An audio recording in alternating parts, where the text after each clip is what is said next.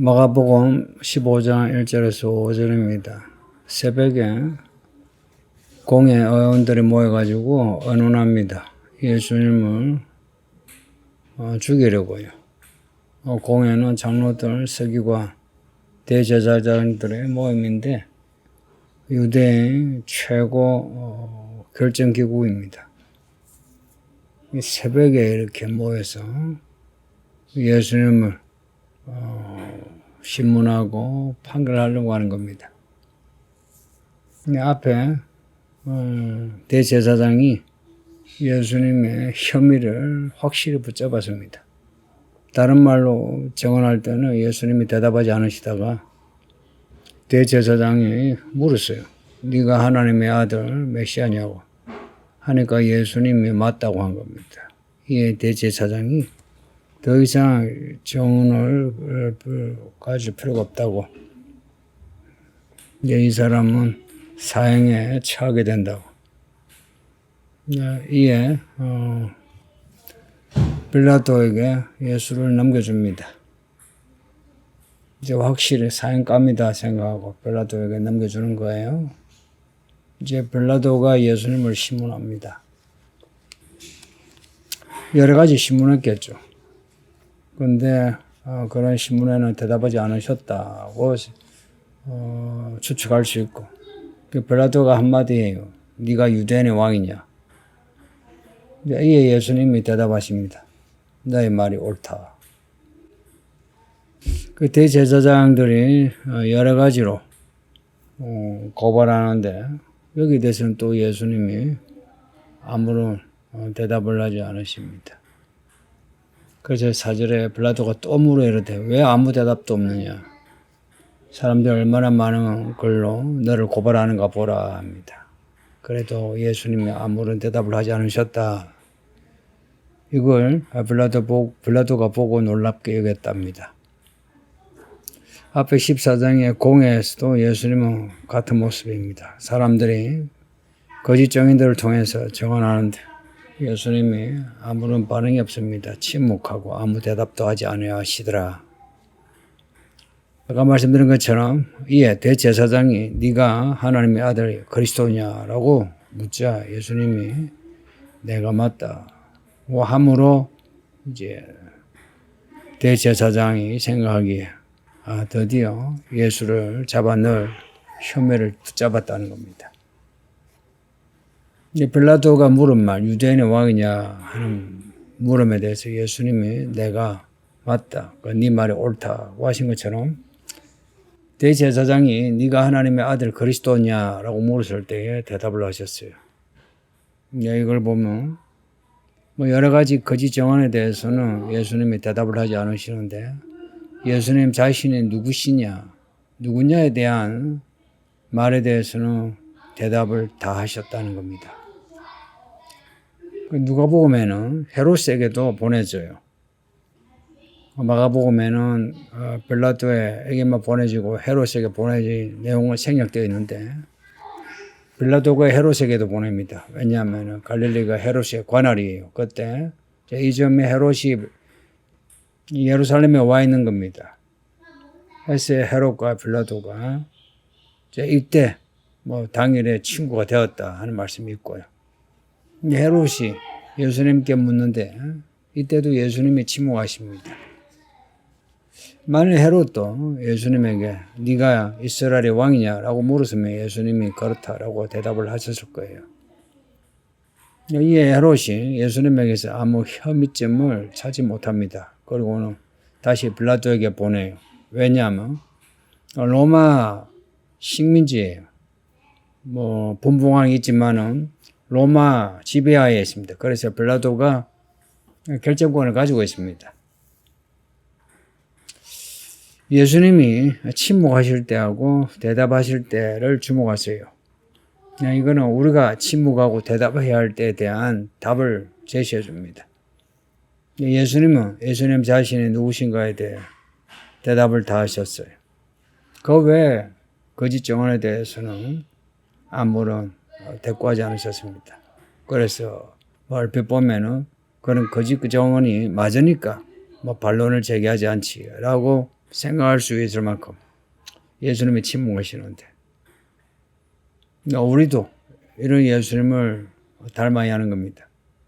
한 가지 참고로 말씀에 대해서 예수님이 하신 말씀이 마지막 때 붙잡혀 가면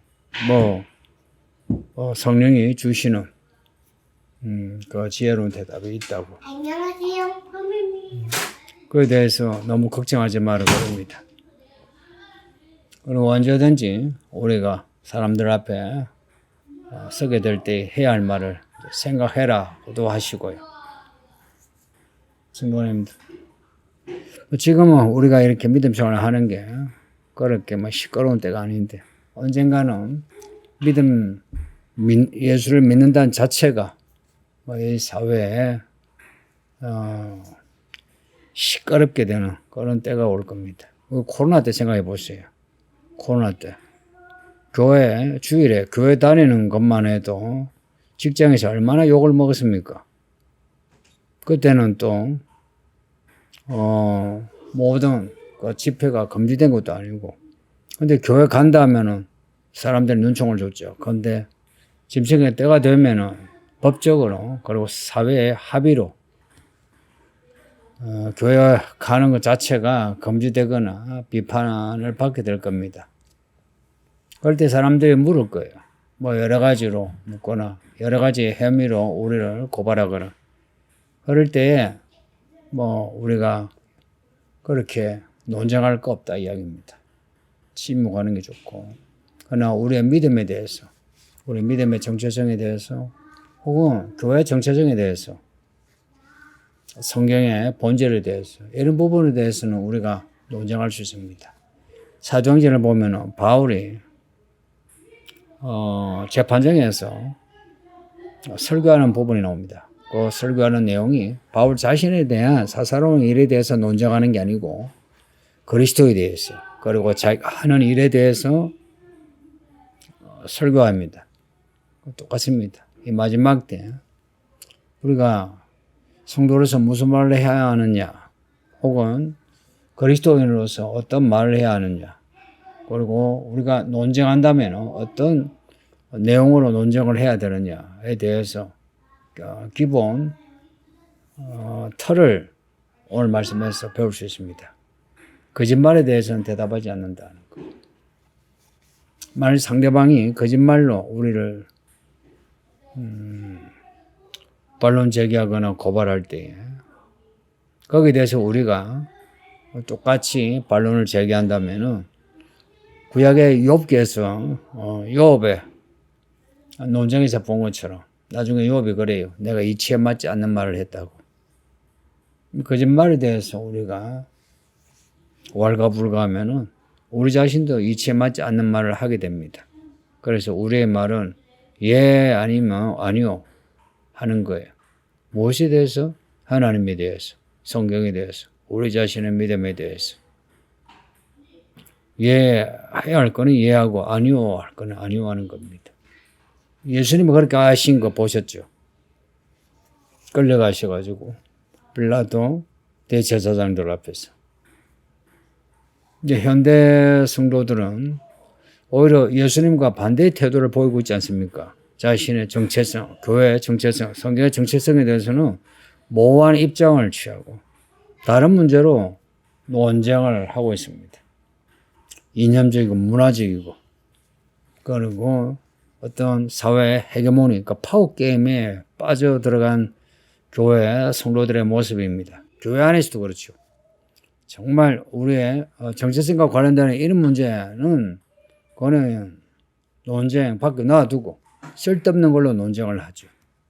그리고 교회가 하는 일도 우리에게 가장 필요한 일을 놔두고 하지 않아도 되는 일들을 많이 하고 있습니다.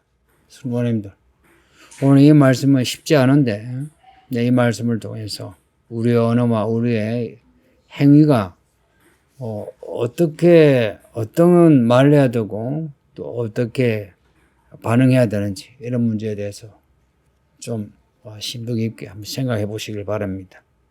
아버지 하나님 감사합니다. 오늘도 주의 말씀을 읽고 듣게 하시니 감사합니다. 항상 말씀 읽어내고 또 기도하여 우리 하나님이 이끄시는 길로 살아가게 하소서. 우리를 향한 하나님의 이 뜻이 늘 살아있으니 살아있는 믿음으로 예수님 말씀 잘 순종하게 해주세요. 예수님이 말씀하실 때 무슨 말씀을 하셨는가? 침묵하실 때 무슨 말에 침묵하셨나? 잘 배워서 우리도 예수님처럼 살게 해주세요. 예수님 이름으로 기도합니다. 아멘.